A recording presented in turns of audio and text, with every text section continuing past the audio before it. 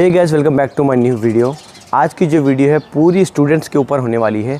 जिन भी स्टूडेंट्स के अभी आने वाले टाइम में एग्ज़ाम्स हैं, यानी कि 10th के बच्चे, पीयूसी सेकेंड ईयर के बच्चे और इंजीनियरिंग के बच्चे भी हो, चाहे कौन सी भी फील्ड के बच्चे हो, जिसके भी एग्ज़ाम्स आने वाले हैं, उनके लिए ये वीडियो ख़ास बना रहा हूँ। ये वीडियो को देखने के बाद आप लोगों को बहुत ज़्यादा हेल्प होने वाली है आपके एग्ज़ाम्स में अच्छा स्कोर करने के लिए। मैं आपको डिटेल में बताने वाला हूँ कि कैसे आपको अपने एग्ज़ाम्स के लिए प्रिपेयर करना है और एग्ज़ाम में बैठने के बाद आपको कैसे अपना पेपर लिखना है। जहाँ पे आपको आंसर नहीं भी आता हो तो भी आपको आंसर कैसे फ्रेम करके लिखना है। तो ये वीडियो को एंड तक ज़रूर देखना, क्योंकि ये वीडियो देखने के बाद आपकी नॉलेज बहुत ज़्यादा बूस्टअप होने वाली है और नॉलेज बूस्टअप होने के बाद ऑटोमेटिकली आपके एग्ज़ाम्स में मार्क्स अच्छे आने वाले हैं। बेसिकली एग्ज़ाम्स को मैंने 2 फेस में डिवाइड करके रखा है। एक एग्ज़ाम से पहले का टाइम जहाँ पे आपको एग्ज़ाम का टाइम टेबल पता होता है, दूसरा एग्ज़ाम वाला टाइम जहाँ पे आप एग्ज़ाम हॉल में एग्ज़ाम बैठ के लिखते हैं। सबसे पहले हम फर्स्ट फेज़ की बात करते हैं, जहाँ पे आपको एग्ज़ाम का टाइम टेबल पूरी तरीके से पता है और आपके पास बहुत सारा टाइम है एग्ज़ाम्स के प्रिपेयर करने के लिए। तो ऐसे में आपको सबसे पहली जो चीज़ करनी है वो है अपना टाइम टेबल एक पेपर में लिख लेना है। टाइम के हिसाब से और डेट के हिसाब से आपको जो सबसे पहला एग्ज़ाम है और सबसे लास्ट वाला एग्ज़ाम है वो सारा जो है ना आपको एक पेपर में लिख के रखना है। और साथ में आपको ये भी लिख कर रखना है कि वो एग्ज़ाम्स, हर एक एग्ज़ाम के बीच में जो इंटरवल, मतलब कि जो छुट्टी मिलती है आपको, वो कितनी छुट्टियाँ आपको मिल रही हैं। और हर सब्जेक्ट के आगे आपको ये भी ऐड करना है कि आप अपना सिलेबस कितना परसेंटेज कवर कर चुके हैं। ये जो एग्ज़ाम टाइम टेबल है इसको आपको अपने स्टडी रूम में लगा लेना है, जहाँ पे आपको वो बार बार दिखे, जहाँ पे आपको बार बार रिमाइंडर हो कि आपके एग्ज़ाम्स कौन सी डेट पर हैं और आपने कितनी स्टडी की है। अब अगली चीज़ जो है आपको करनी है एग्ज़ाम की प्रिपरेशन।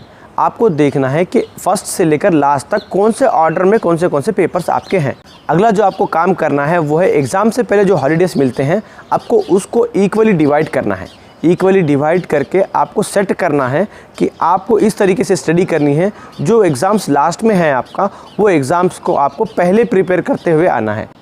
एक छोटा सा एग्जांपल देता हूँ। समझ लीजिए आपके 6 पेपर है टोटल एग्ज़ाम में और आपके पास बचे हैं 12 दिन पढ़ाई करने के लिए। अगर आप वो छुट्टियों को डिवाइड करते हैं तो हर एग्ज़ाम के लिए आपको 2-2 छुट्टियाँ बच जाती हैं। अब आपको क्या करना है, जो भी एग्ज़ाम्स के लिए जो छुट्टियाँ आपने डिवाइड कर रखी है हर एक पेपर के लिए, जो सबसे लास्ट वाला पेपर होता है उसकी प्रिपरेशन आपको पहले करते आना है। ऐसे ही आप जब नीचे से प्रिपेयर कर लेते आते हैं हर सब्जेक्ट के लिए, जब आपका पहला एग्ज़ाम का सब्जेक्ट होता है तो आपको उसके लिए 2 दिन बच जाते हैं पढ़ाई करने के लिए। वैसे में क्या होता है, एग्ज़ाम से पहले के जो 2 दिन होते हैं वो बहुत ज़्यादा इंपॉर्टेंट होते हैं, क्योंकि हमारा जो माइंड होता है एग्ज़ाम्स के नज़दीक वाले दिनों में बहुत ज़्यादा बूस्टअप हो जाता है, उसकी कैपेसिटी बढ़ जाती है। जहाँ पे आप पूरे महीने में कुछ भी नहीं पढ़ पाते हैं, वहीं पे एक दिन में आप उतना सारा सिलेबस कवर कर लेते हैं, तो वैसे आपका माइंड बूस्टअप रहता है। इस तरीके से आपको मिलने वाले एग्ज़ाम से पहले वाले दिनों में जो भी हॉलीडेज़ होते हैं उसको ऐसे आपको यूटिलाइज़ करना है। सबसे इम्पॉर्टेंट मैं आपको बात बताना चाहता हूँ कि आपको कोई भी सब्जेक्ट के लिए, चाहे वो कोई भी हो, आपको रट्टा नहीं मारना है, आपको उसको समझ के पढ़ना है। हर सब्जेक्ट के लेसन्स के लिए एक स्टोरी लाइन होती है। उस स्टोरी लाइन को अगर आप अपनी लैंग्वेज में, जो आप लैंग्वेज में कंफर्टेबल है, उस लैंग्वेज में अगर आप समझ लेते हैं तो आपको राइटिंग करने में बहुत ज़्यादा आसानी होगी। जैसे कि समझ लीजिए आप हिंदी में अच्छा समझते हैं, तो आपको जो समझा रहे हैं टीचर, आप उसको हिंदी में समझ लीजिए, एक स्टोरी की तरह आप अपने माइंड में रख लीजिए, क्योंकि हमको लेसन वगैरह जल्दी याद नहीं होता है, लेकिन एक स्टोरी जब आप याद करते हैं तो आपको याद रखने की ज़रूरत नहीं पड़ती है। एक बार जब आप कोई स्टोरी सुन लेते हैं या फिर कोई मूवी देख लेते हैं तो वो आपके माइंड में इस तरीके से छप जाती है, तो आपको दूसरी बार देखने की ज़रूरत भी नहीं पड़ती। तो इसी तरीके से आपको इसको स्टडीज़ में यूज़ करना है, जहाँ पे आपको हर सब्जेक्ट के लिए एक स्टोरी लाइन बना के उसको स्टोरी की तरह याद करना है। इसमें आपको बहुत सारी हेल्प मिलेगी आगे अच्छा स्कोर करने के लिए। अब दूसरे फेस में आते हैं, जहाँ पे आपको एग्ज़ाम में बैठे हुए हैं आपको लिखना किस तरीके से है पेपर।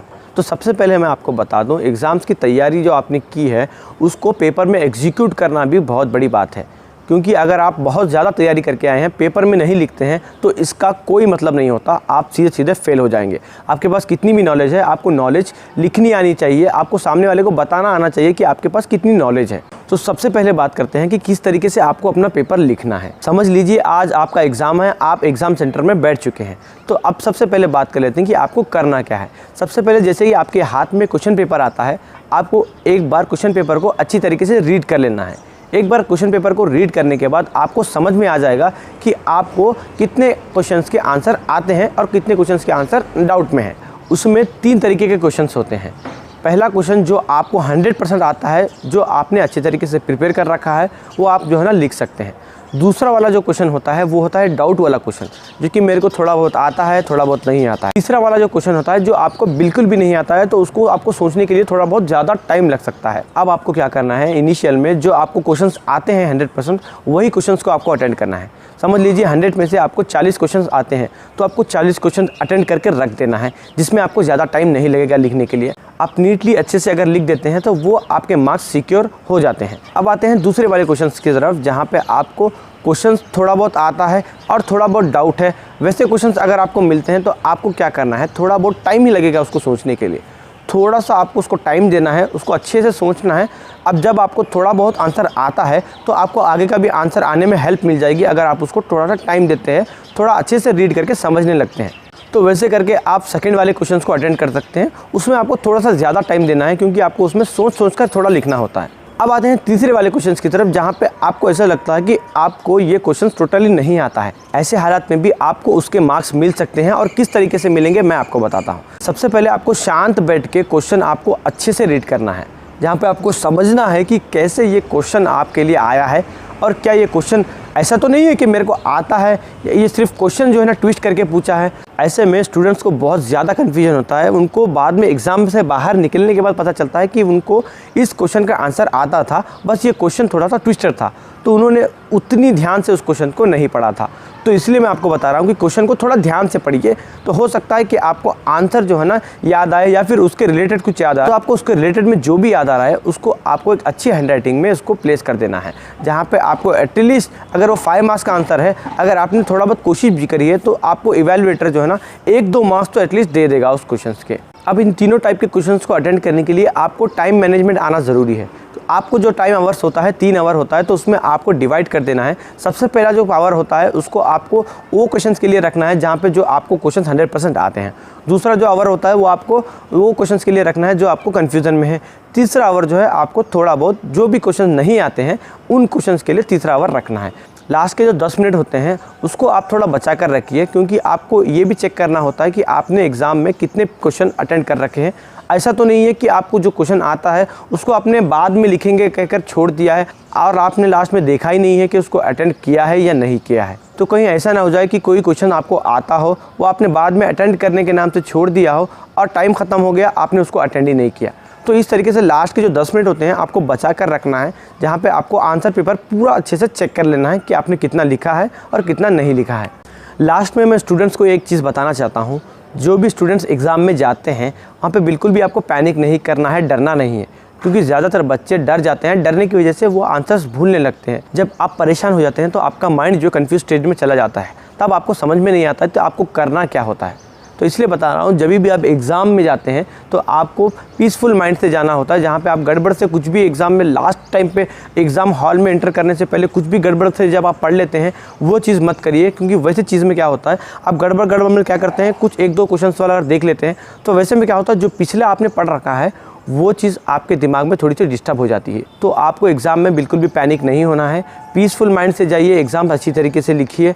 और साथ में ये भी बता दूं कि एग्ज़ाम में अगर कोई क्वेश्चन आपको नहीं आ रहा है तो कोई बात नहीं है, उसको छोड़कर नहीं आना है।